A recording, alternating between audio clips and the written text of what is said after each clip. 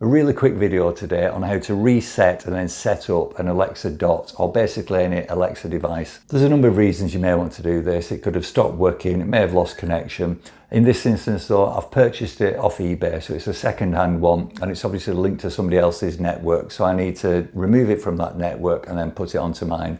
2 minutes, let's have a look.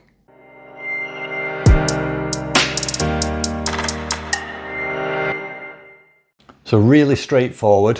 This is your action button. If you haven't got an action button, then you'll press the plus and minus volume keys. But because we've got an action button, press it and just keep your finger on it until something happens.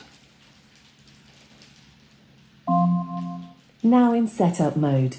Please follow the instructions in your Alexa app. Because we've got the orange light, we can go ahead now. So now we can go to the Alexa app, click it, go to devices. There's a plus in the top right hand corner. If we do that, add Echo device,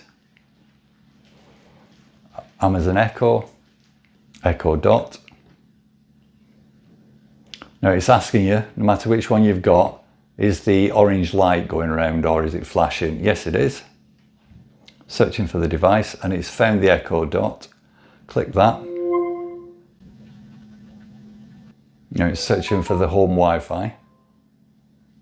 So it's found it and everything's already set up on the phone because I've got other devices. If you haven't got other devices, you'll have to select your Echo is ready. You'll have to select which device and then put the password in. Now if we continue, because I've got this for the garage, we're going to put it to the garage. We want it in English United Kingdom.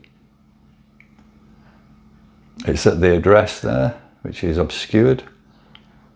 And we're going to put it in the garage. So if I tick that, click continue. Let's just go through this. And if I go to devices now, and then we scroll across to garage, click on that, we can see that we've got the Echo Dot set up. Right, so you saw how easy that was to do. And if I can do it, anybody can do it.